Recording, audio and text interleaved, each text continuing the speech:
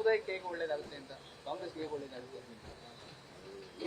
ನೀವು ಕೋಲಾರ ಬಗ್ಗೆ ಮಾತಾಡ್ತಾ ಇದ್ದೀರಲ್ಲ, ಕೋಲಾರದು ನಿಜವಾಗಲೂ ಪಕ್ಷದ ಎಲ್ಲ ಕಾರ್ಯಕರ್ತರಲ್ಲಿ ಭಾರಿ ಅಸಮಾಧಾನ ಇದೆ.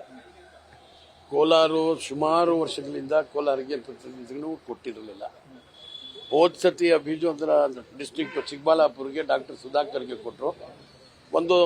ಒಂಥರ ನಮಗೆ ಆಯ್ತಪ್ಪ, ನಮ್ಮ ಡಿಸ್ಟ್ರಿಕ್ಟ್ ಹಳೆ ಎಲ್ಲ ಜೊತೆಗಿದ್ದಿದ್ದು, ಅವರು ಕೋಲಾರ ಬಗ್ಗೆ ಎಲ್ಲ ತಿಳ್ಕೊಂಡಿದ್ದಾರೆ, ಅವರಿರೋದ್ರಿಂದ ಕೋಲಾರಿಗೆ ಅನ್ಯಾಯ ಆಗಲ್ಲ ಅಂಥೇಳಿ ನಾವು ಅದೇ ರೀತಿ ಪಾಪ ಅವರು ಮಿನಿಸ್ಟರ್ ಆಗಿದ್ದಾಗ ಕೋಲಾರ ಬಗ್ಗೆ ಸಾಕಷ್ಟು ಕೆಲಸಗಳನ್ನು ಸಹ ಮಾಡಿದ್ದಾರೆ. ಅವ್ರ ಕೈಯಲ್ಲಿ ಆಗಿದ್ದಷ್ಟು ಸೇವೆಯನ್ನು ಮಾಡಿದ್ದಾರೆ.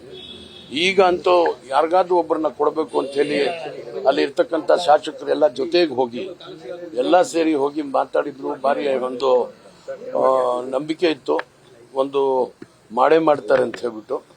ಮತ್ತೆ ಈ ರೀತಿ ಮಾಡಿರೋದು ನಿಜವಾಗಲೂ ನಮಗೂ ಸಹ ಭಾರಿ ದುಃಖ ಆಗ್ತಾ ಇದೆ.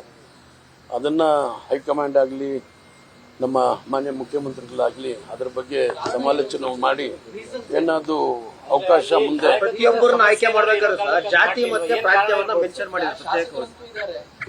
ಶಾಸಕರು ಅಲ್ಲ, ಎಲ್ಲಾ ಸಮಾಜಕ್ಕೆ ಸೇರಿರ್ತಕ್ಕಂಥ ಶಾಸಕರು ಇದ್ದಾರೆ. ಅಲ್ಲಿ ಇದ್ರೂ ಸಹ ಮಾಡದೇ ಇರೋದು ನಿಜವಾಗಲೂ ನಮಗೆಲ್ಲ ಭಾರಿ ನೋವಾಗಿದೆ. ಮುಂದೆ ಅದನ್ನ ಸರಿಪಡಿಸಬೇಕು ಅಂತ ನಾವು ಹೈಕಮಾಂಡ್ ಅಲ್ಲಿ ಮತ್ತೆ ಮಾನ್ಯ ಮುಖ್ಯಮಂತ್ರಿಗಳಿಗೆ ಬೇಡ್ಕೊಳ್ತಾ ಇದ್ದೀವಿ. ಅದ್ರ ಬಗ್ಗೆ ನಾನು ಆ ರೀತಿ ತಿಳ್ಕೊಳ್ಳಲ್ಲ. ಯಾಕೆಂದ್ರೆ ಕೋಲಾರ್ಗೆ ಕೊಟ್ಟಿರ್ತಕ್ಕಂಥ ಅದು ಯಾರೇ ಇರಲಿ, ಕೋಲಾರ್ಗೆ ಇಲ್ಲ ಚಿಕ್ಕಬಳ್ಳಾಪುರ್ಗೆ ಕೊಡಬೇಕಾಗಿತ್ತು. ಅದು ಕೊಡದೇ ಇದ್ದಿದ್ದು ಭಾರಿ ನೋವಾಗಿದೆ.